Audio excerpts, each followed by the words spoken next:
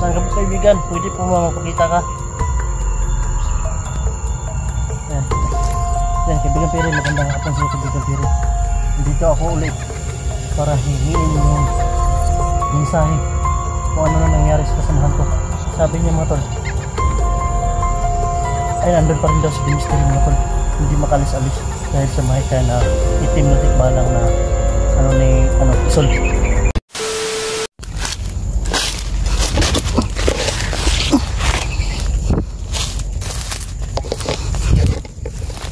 So yun mga tol, balik bundok na naman tayo mga tol. So yung mga gamit ko mga tol, iniwanan ko doon kung saan pwede ako magpapahinga at doon ko nilagay para safety, hindi na mabigat yung dadalahanin ko mga tol. Kaya ako bumalik dito mga tol dahil sa nag-alala ako sa sinabi ng kaibigang Piri na si Princess Piri mga tol, na nanganganib po daw yung buhay ni Netgus. Pero may natanggap ako na message na pababa na daw si Netgus. Baka may mangyari sa kanya siguro na masama mga tol, kaya yun na sabi ni kaibigan Piri. Si The Mystery mga tol ay hindi pa rin daw makawala no. So pag baba ko kahapon, dumaan ako kay Julix, nagbigay ako ng mahiwagang tubig kasi sabi niya PMCC sa akin mga tol na babalik daw siya ngayon. So nauna siguro siya sa akin dahil kanina mga tol ay doon pa tayo sa school mga tol no, na recognition ng anak ko. So ngayon ay pagkatapos diretso na ako sa biyahe mga tol para hindi masayang yung oras natin kasi naawa ko sa mga kasamahan ko mga tol. At dahil din sa nung ako pa ay nabihag ay hindi din nila ako iniwan. So naghahanap din sila sa akin, naglalagay ng mga pagkain kung saan pwede maglagay.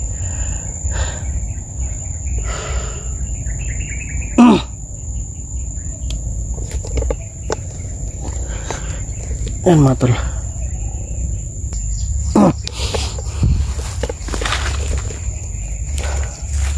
So doon tayo papunta mga tol. Baka may madiskubrihan pa tayo doon mga tol, banda.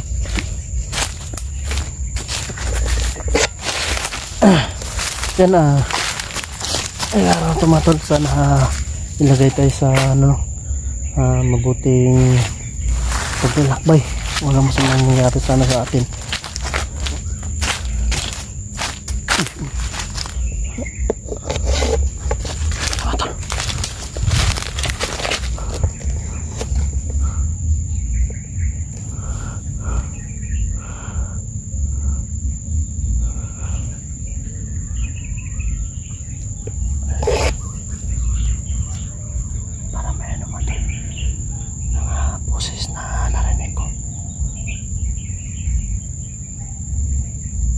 Yun mga tol,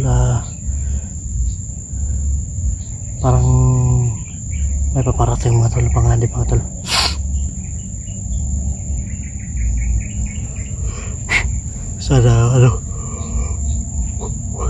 Sana hindi natin masagupa ngayon mga tol, dahil dapat iiwas muna tayo mga tol.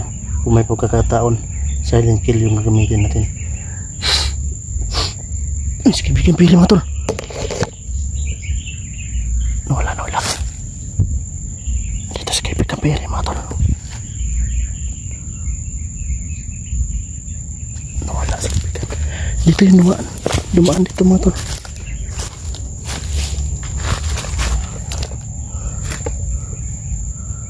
Nawala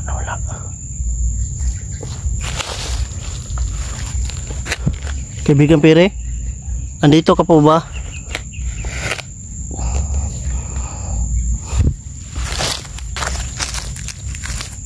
Kaibigan Piri, kaibigan, kailangan ko po yung tulong nyo kaibigan,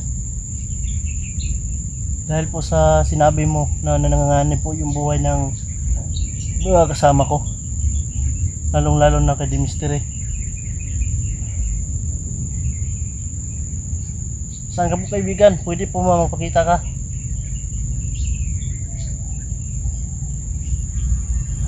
Ayan. Yan, kaibigan Piri. Magandang hapon sa kaibigan Piri.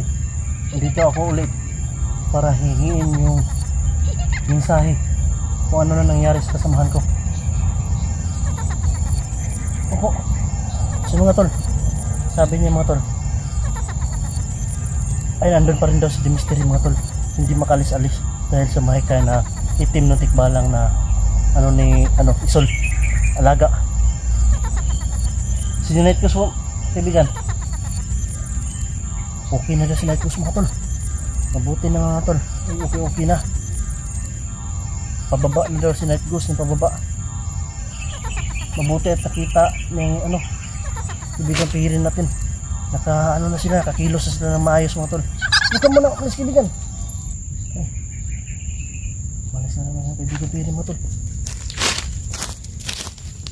Mabuti naman tol. At naging okay yung kay Night Goose mga tol.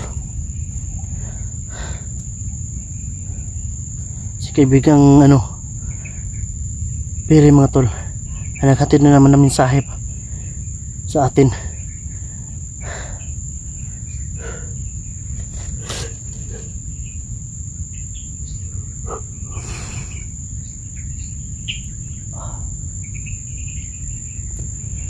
Sana may padala yun ni Julix mga tol, no? Kaibigang Hisil, yung binigay ko sa kaya na may wagang tubig. Sana masubukan din ni Mystery, kasi yung habili ni tatay, yung may wagang tubig mga tol, ay maganda po daw yun, pero mayroon daw isang mahika na hindi daw makayanan ng mahiwagang tubig, na hindi daw niya makontra. So sabi ni tatay Inting mga tol, yun po daw tubig na yun mga tol ay isa lang daw yung hindi makontra niya na mahika daw mga tol. So siguro nagamit na siguro yun ni tatay Inting albularyo mga tol, kaya yun. Kaya nasabi niya nung ako yan doon pa mga tol. So matagal na rin akong hindi nakabalik ng mga tol, no? Kumusta na kaya si tatay Inting at si Loyloy? Yan si Idim nga po pala mga tol, ay kasalukuyan pong nagkasakit, lagnat, dahil hindi po niya kinayanan yung mga ritual na kanyang ginagamit o kanyang nire-ritual, lalo na kapag minumurya pa siguro niya, kaya yun nagkasakit si Idi, kaya hindi nakasama sa atin mga tol. So solo muna tayo dahil si Jipo, so hindi ko alam sana yun.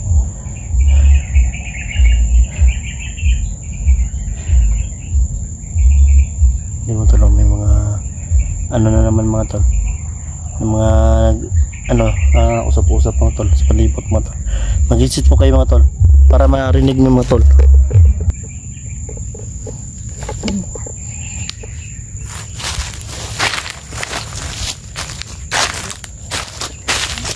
Ang tama natin sa kaibigan natin kayo hindi mga tol, baka makausap natin siya at makuha natin yung panig niya para matulungan din tayo mga tol, kagaya ng kaibigan Piri. Pagkapagdating ng panahon mga tol, sila yung makakatulong sa atin na mapuksa natin si Commander Isol.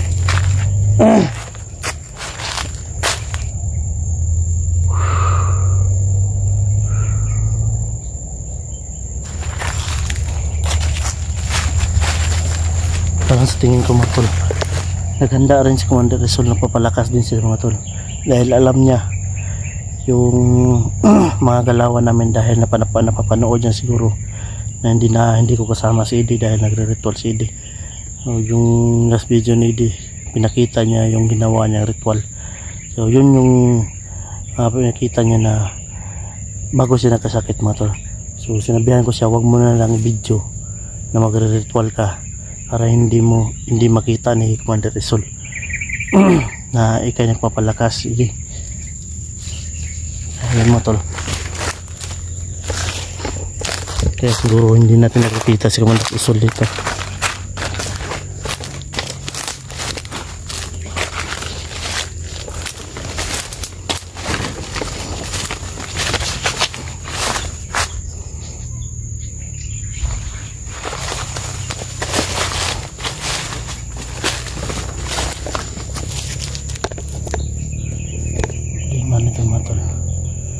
malapit na naman ang ulan. So nagdala na talaga ako ng raincoat mga tol para hindi mabasa yung mga damit natin, para matagal-tagal tayo sa paghahanap ng mga kasama natin mga tol.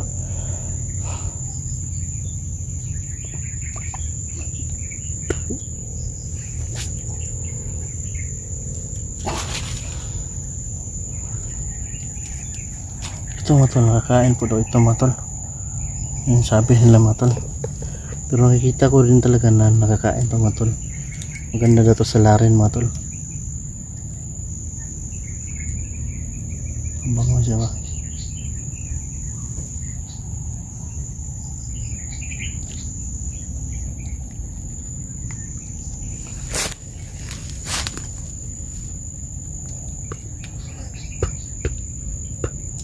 Mapakla.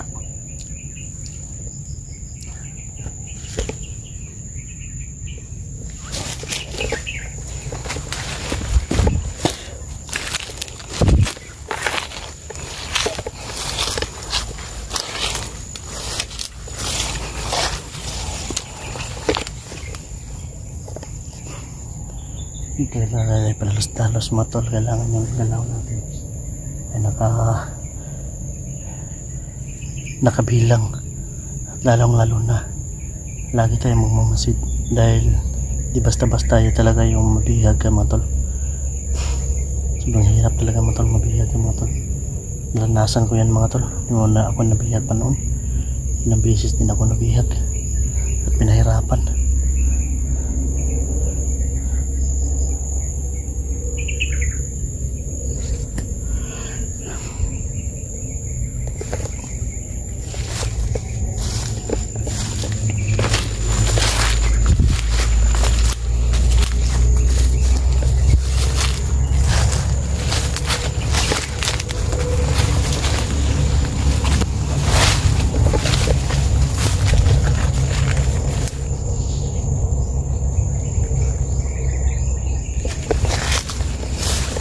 Punta natin yung kaibigan natin yung hindi.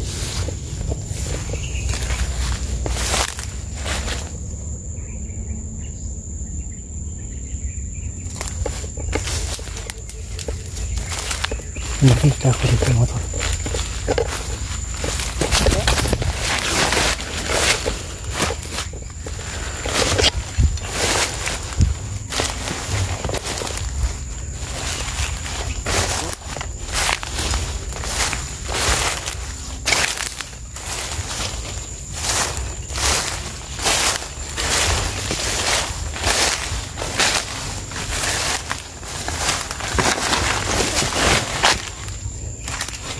May isang kubo dito mga tol.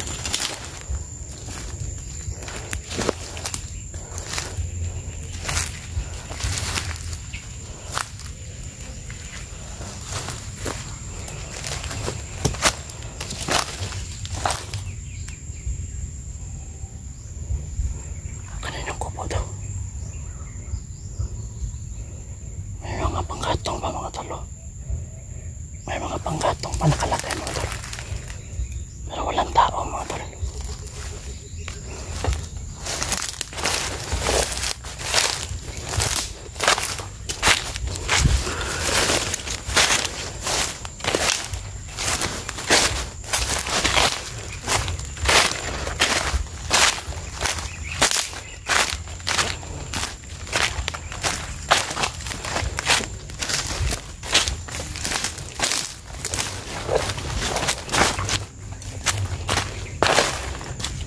Pamasukan na to banda ito mga tol.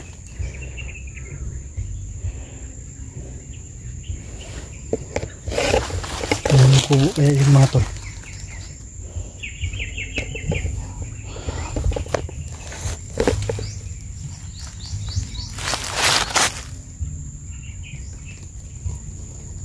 Problema na ito mga tol. Sobrang lawak ng lugar na ito mga tol.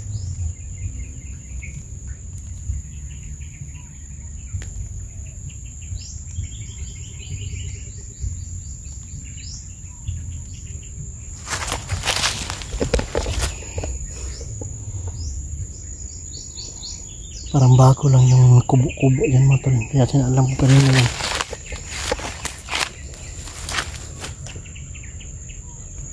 Tanong tas. Ito natin doon. Dadalawin natin doon mga tol. Kung tayo ay nandito mga tol. Para maging isang kaibigan natin siya. Pero hindi natin ibigay yung kalooban natin sa kanya. Kumbaga hindi tayo magpakita ng anuman sa kaibigan natin. Hindi mga tol.